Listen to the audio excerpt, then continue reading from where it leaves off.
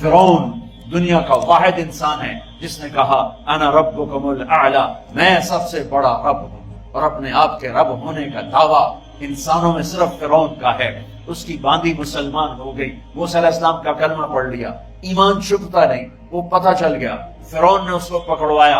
اس کی 2 بچیاں، ایک دودھ پیتی ایک ساتھ چلتی، اور اس نے اپنے دربار میں کڑاہ میں تیل ڈلوایا، نیچے آگ لگوائی، تیل ابلنے لگا۔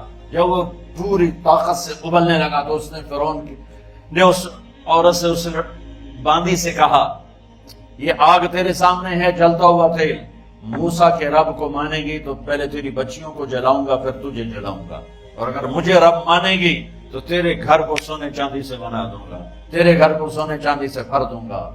اللہ کا پا لینا یہ میری آپ سب کی معراج ہے، اور اللہ کو کھو دینا میرے آپ سب کے لیے ہلاکت اور تباہی ہے۔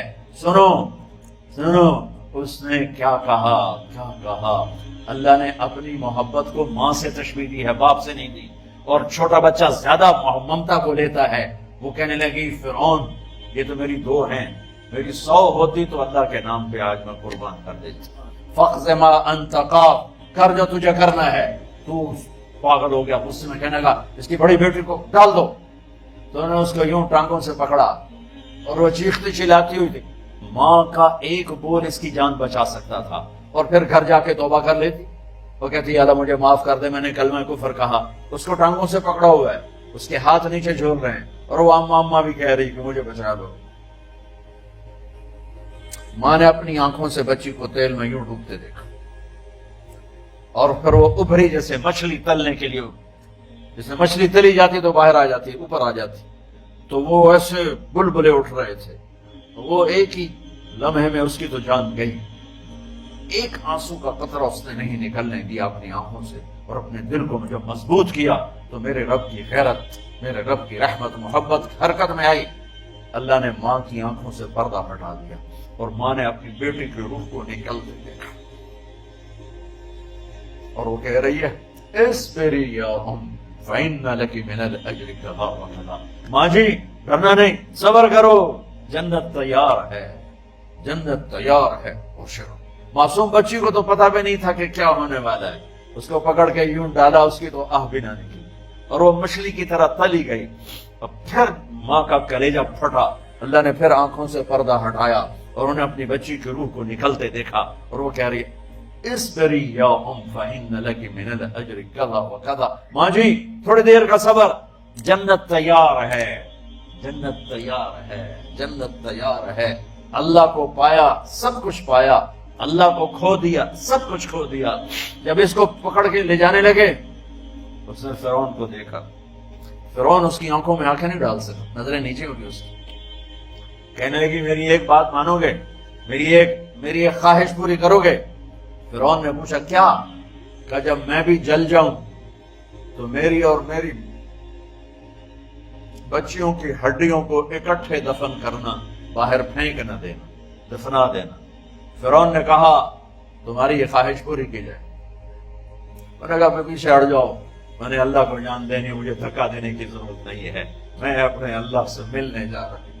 سبحان اللہ، جب اللہ مطلوب ہوتا ہے تو موت محبوب بن جاتی، جب اللہ کی نافرمانی ہوتی ہے تو موت سے نفرت ہو جاتی، مرنا عذاب نظر آتا ہے۔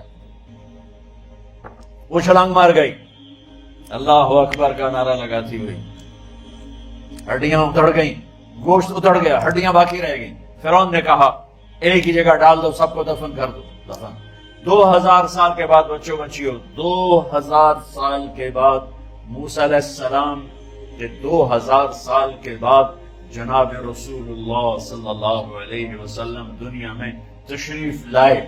40 سال کی عمر میں نبوت ملی، 50 سال کی عمر میں معراج ہوا، 2050 سال کے بعد میرے نبی کی سواری بیت المقدس جا رہی ہے، اور بیت المقدس پر جب وہ اوپر پہنچے ہیں تو مصر وہاں سے قریب ہو جاتا ہے۔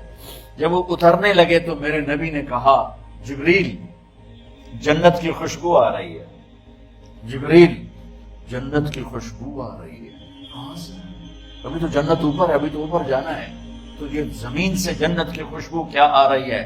تو جبریل نے عرض کیا رسول اللہ فرعون کی ایک باندی تھی جو اللہ سے سودا کر گئی جان کا اور اپنی بچیوں کا، اس کی بچیوں کی ہڈیوں کو جہاں دفن کیا گیا ہے، یہ خوشبو جس دن انہیں دفن کیا تھا اس دن سے لے کر آج تک یہ خوشبو آ رہی ہے اور یہ قیامت تک آتی رہے گی۔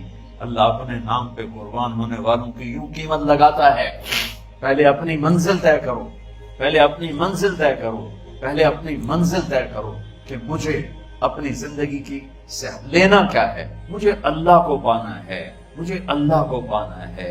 میں نے اللہ کی قسم اگر اللہ راضی ہے تو پھر موت سے بڑھ کر کوئی تحفہ نہیں، اس سے بڑھ کر کوئی خوبصورت پیغام نہیں، اور اگر اللہ ناراض ہے تو موت سے خوفناک کوئی پیغام نہیں۔